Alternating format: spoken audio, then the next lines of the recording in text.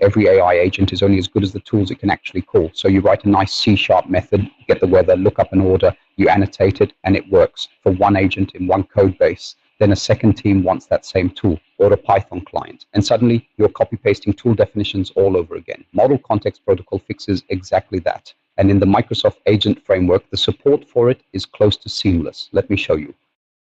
In this video, we'll do three things. First, understand what MCP actually is in plain terms. Second, connect the Microsoft Agent Framework agent to a real MCP server so it can call external tools you didn't write. And third, the fun part, we'll flip it around and expose our own agent as an MCP server that anyone else can call. I'm Manny. I build production AI agents with .NET. If that's your world, subscribe. New videos every week. Let's get into it.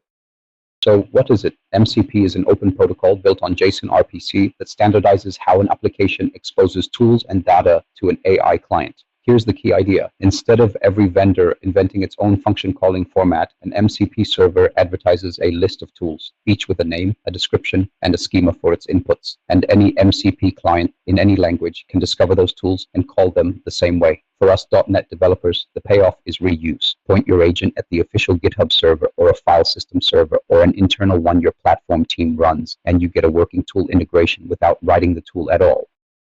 Setup is two packages, the agent framework itself and the MCP client SDK. Quick heads up, at the time of recording, the agent-facing parts of the MCP SDK still ship as a pre-release, so that pre-release flag matters and method names can shift as it moves toward version 1.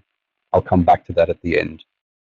An MCP server can run two ways, as a local process that talks over standard I/O or as a remote HTTP endpoint. Let's do local first. The GitHub server runs as a node package, so we launch it and connect using the MCP client factory. Look at the stdio transport. This launches the server as a child process and talks to it over standard input and output. No ports, no network config, just a sub-process. And if you'd rather hit a remote server over HTTP, the SDK has an HTTP transport instead. Everything after this is identical.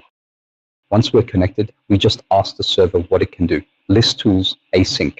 And here's the part I love. That call returns tools already shaped as AI tool objects, the exact same type the framework uses for the C# functions you write by hand, which means an MCP tool and a handwritten method are interchangeable.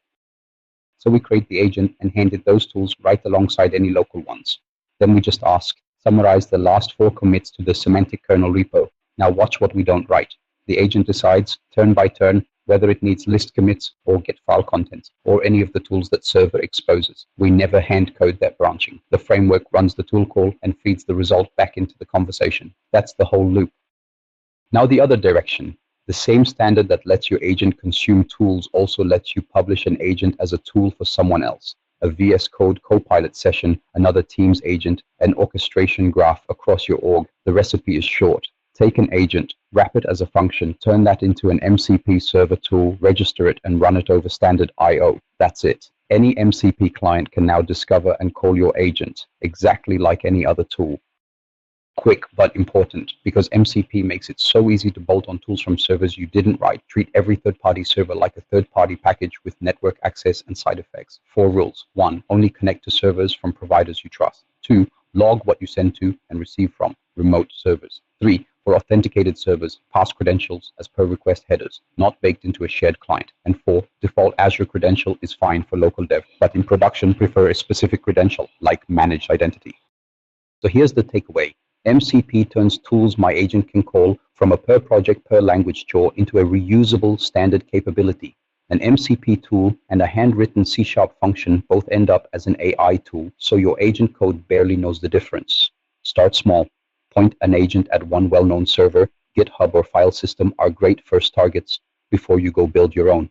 One honest caveat, this SDK is moving fast, so treat the code here as the map and check the exact method names against the version you install.